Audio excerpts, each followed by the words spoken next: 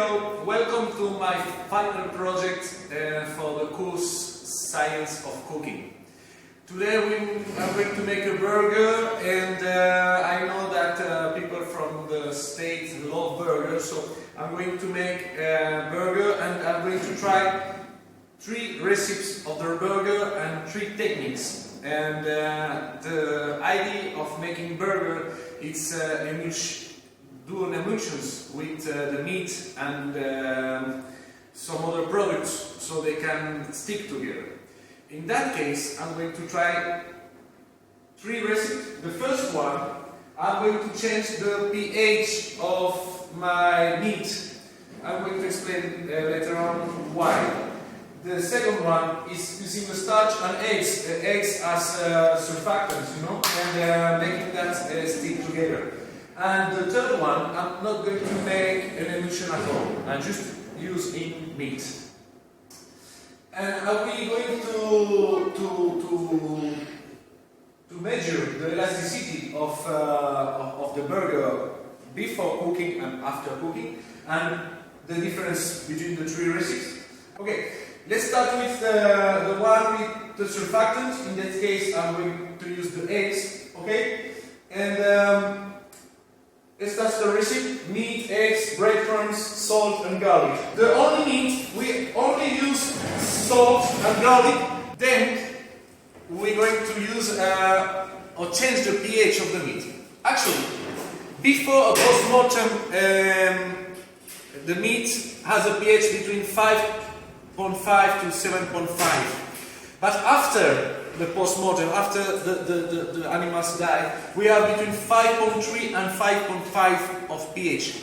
That's make the protein actin and myosin come together. We call it actomyosin. And the problem with that's actomyosin no other water retention. So it expels the water out of the meat, and in the same time we can get an emulsion, because if we don't have water, we can emulsionate the fat with the water.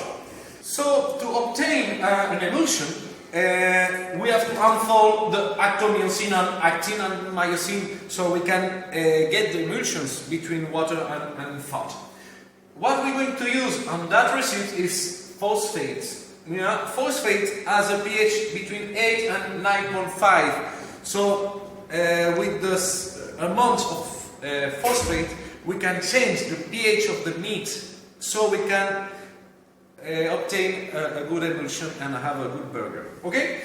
We're going to start with that one. We have 235 grams of meat, water, 25%, phosphate, salt, and garlic. Actually, we're going to put everything on the mixer, and we're going to emulsionate that for around 30 minutes. Yeah, that's the time we need to unfold the actin and myosin. Okay. So now we're going to make the second recipe. In that case, I'm going to use eggs as a surfactant. Okay. Meat, 235 grams. We're still using the same amount of meat. Salt. The calculation for the salt is around 14 grams per kilograms. Why I'm making in that case 5 grams of salt. Some garlic for the flour. And eggs and the breadcrumbs. Okay, I'm going to do the same I did with the one with the phosphate, but in that case I'm not going to put some water on it, because eggs has some water in the white.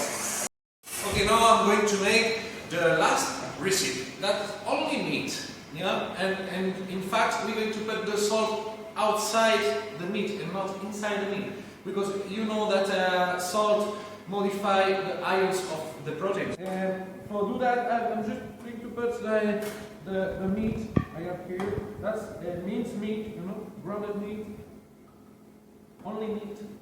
Now for the record, how what's the weight of that? We have 130 grams, and we can measure the diameter of that. That's 8. Okay. The height of it, we're going to put something like 2.5 or something like that. Yeah, 2.5. Put some salt on it. Okay. I have salt here and garlic. Okay, we are going to make the same for the one we have here with the bread and the eggs. Let's see. We can see the texture of my meat here. You can see the difference between that one. Look, no, it has some elasticity, and this one. That was the first one, only meat. Look, that's you can see the difference between the two of it. Yeah.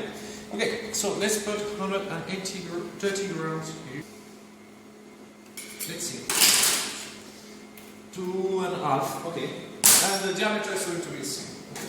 So in that case, I'm not going to use salt because I have salt inside my machine. Okay.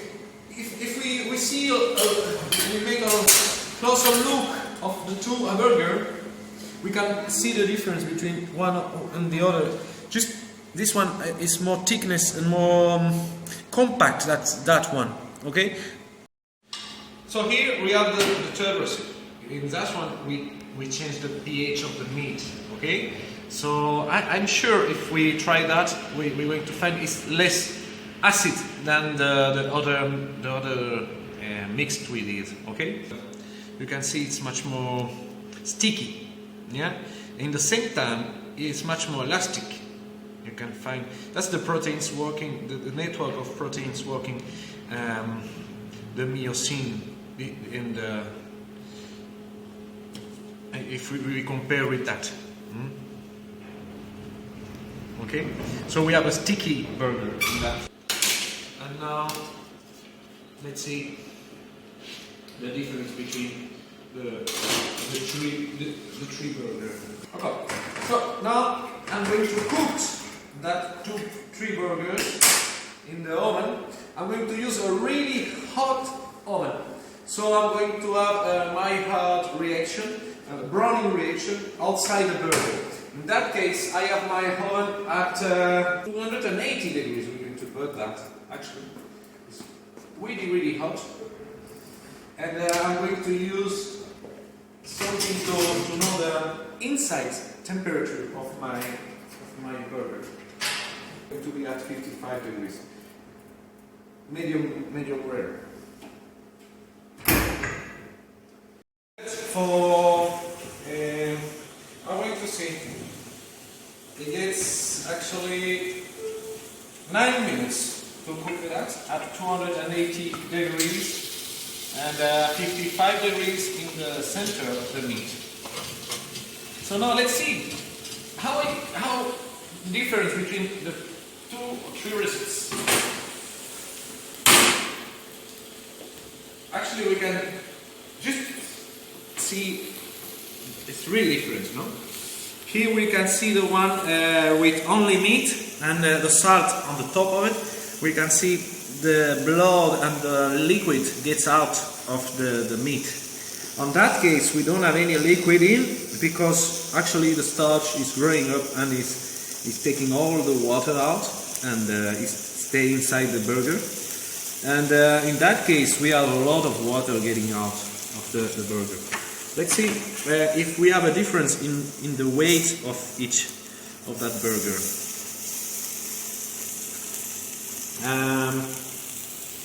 Let's wait. Here we have 97 grams. Interesting. And in this one, I'm going to put it here so it's not going to get cold. We have 112 grams. And let's see the second one. And let's see the third one. We have 100 grams of meat. Let's see the inside and the diffusions of the heat. In that case, 55 degrees, you can see is done. Okay. Actually, I say well done. In that case, to 55 degrees, we have a well done meat, but it's okay. But we can find the texture. Look, the texture between one and the other. Not a lot of browning superficie, because I make a really short cooking, but yeah, the texture is really different between each. This one has a lot of water. When I pressure, we can see the water get out. That's for the pH. In that case, we don't have a lot of water, and in that case, we don't have water at all. It's really dry meat. Let's try it. Let's try it now. Yeah, it gets, look, when I cut it, it gets broken down. In that case, no. That case is more like a pie or something, like a cake. In that case too. Look, that's better too. I can feel the humidity on that meat more than any one other. So now you can see the difference.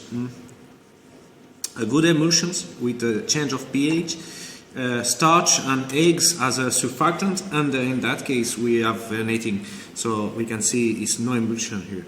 So after that project I realized what's the best way to make a burger, and actually the best way to make a burger is only changing the pH of the meat and put some more water on it, so the burger is not so dry and in the start. Actually it works really well. Thank you very much for that course. I learned a lot, and I hope you make something else and I can tune in with you again. Bye. ¿Te gustó?